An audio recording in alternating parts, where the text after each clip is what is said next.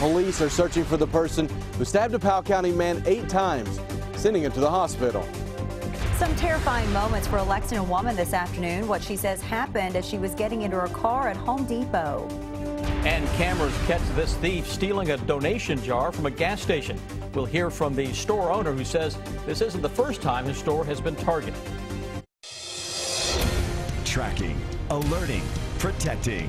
This is WKYT News at 5:30. Good evening to you. They say he was trying to break up a fight but ended up getting stabbed multiple times. Tonight, police are trying to figure out who injured a man in Powell County. It happened last night at the Pine Creek Apartments on Halls Lane. Police say that Bobby Banfield was flown to UK hospital. Tonight, Victor Puente is talking to a neighbor who saw the whole thing happen. He has our top story at 5:30. Despite being stabbed multiple times last night, Bobby Banfield is in fair condition at UK hospital. He was airlifted from here around midnight. Witnesses say they believe it was a teenager who stabbed him. The incident started with a group of people arguing near the Pine Creek Apartments. That fight moved over to a nearby park. A neighbor who didn't want to be identified said Banfield got involved. He broke that up, and then they probably seen him come this way, and that's when they attacked him. A witness says Banfield was fighting with one person when another attacked him. A young juvenile kid in the back in the crowd that was friends with those brothers, he just came out of nowhere. He had a knife, and before you knew it, Bobby's on the ground, hit 7, 8, 9 times. That led to a 911 call that had Stanton and Clay City Police, as well as sheriff's deputies, searching the area. And next thing you know, the whole neighborhood's lit up, spotlights. Reynolds says Banfield is a friend of his.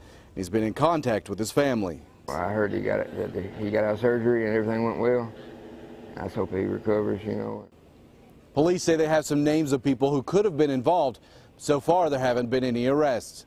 In Powell County, Victor Puente, WKYT. And police say a second person was injured during the fight but refused medical treatment.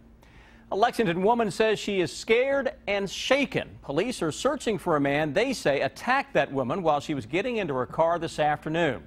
The woman says she was leaving the Home Depot on Richmond Road when a man came up from behind her, pushed her into her car, and took her purse off the seat.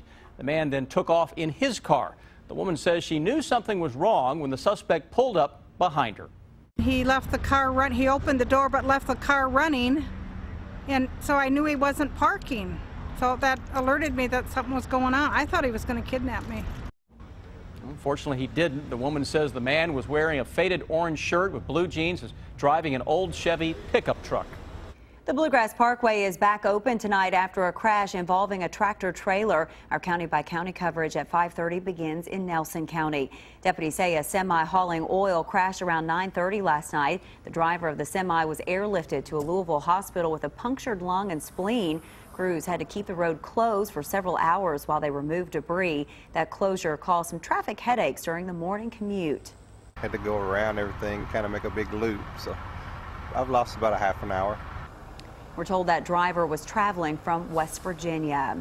And in Franklin County, a grand jury has indicted a man on 22 charges in a human trafficking case. The State Journal reports Jonathan Diaz is charged with human trafficking, unlawful transaction with a minor, and illegal sexual activity. Frankfort police say Diaz used social media to recruit teenage girls for prostitution. When police arrested Diaz at a motel in July, they say he had a 15-year-old girl with him. He says he was just trying to do a good thing. A Lexington gas station manager says that someone stole a donation jar from his store for the second time in just a couple of months. The donations were for victims of the Nepal earthquakes. And as WKYT's Miranda Combs found out, this theft hits close to home for the manager. It's a story that's new at 5:30. Inside this Lexington Polo Club gas station, you will find Mohani Damari hard at work. Yes, sir. Simply look up and you can see this is the home of some big wins. But if you take a look at his security camera, there are also some big losses. She tried to catch the jar, but he grabbed from her hand and he ran away.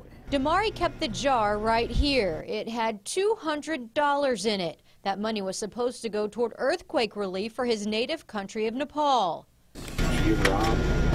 Not robbed, actually. Here was the donation box. Again, somebody took it. Oh, somebody took it? Yeah, again. This is the second time in 2 weeks someone snatched Damari's jar. Some people, many people, they just dropping money. Some people give $20, $5, $10, and it was collected there. The second time around, he tied the donations to the counter. He caught this rope and ran away. When I watched the video, he looks almost the same guy. For Damari, he is more concerned with his safety than the stolen money. The money is not the big deal, but I scare he can do anything in this store. Damari says in total, this thief stole more than $600. That bad people, I'm not putting any more jar here.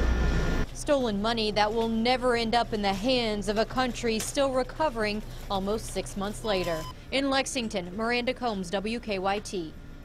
Pretty low stuff there. The manager says police believe, though, they have identified that suspect.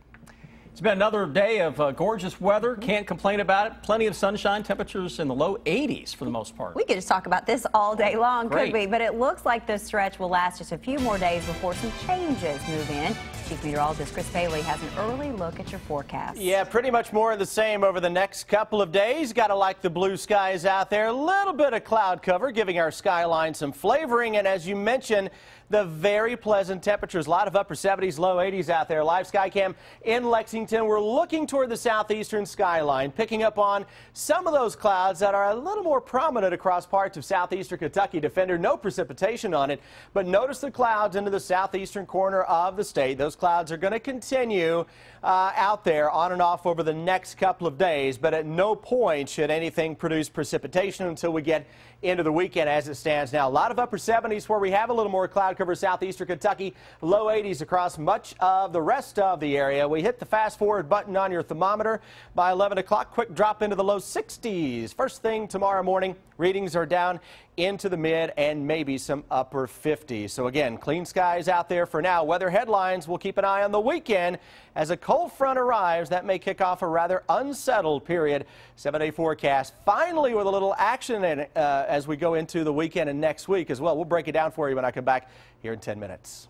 Chris, thank you. More than 20 schools in 10 counties participated in a practice drill this morning. The drill is meant to teach students what to do in case of a chemical accident at the Bluegrass Army Depot in Madison County. Clark Moore's Middle School is one of the schools that took part. The principal says it's important for everyone to be prepared.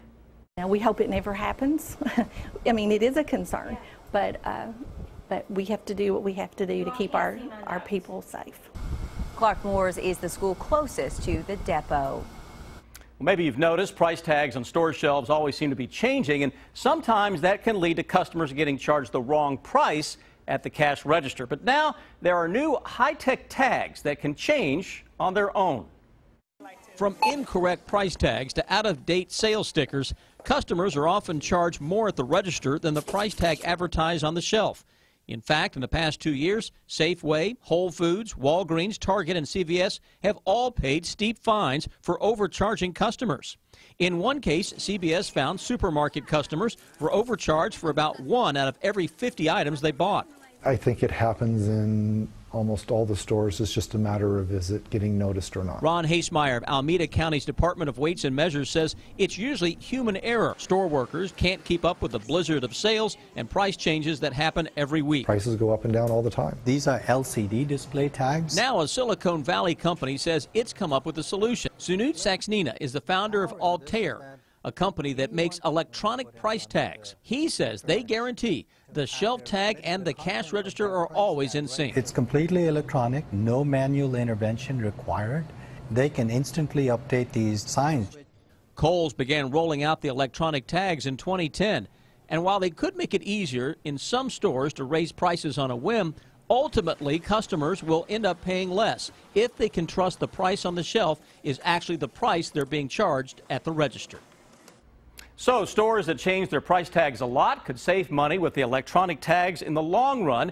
Instead of workers taking a lot of time to change all those prices on items, they can instead be helping customers.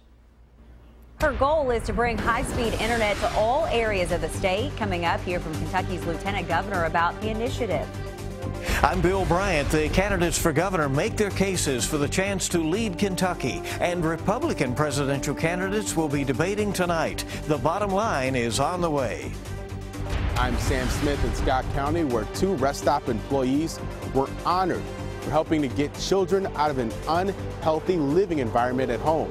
We'll tell you what those employees found that led to this investigation coming up at 6.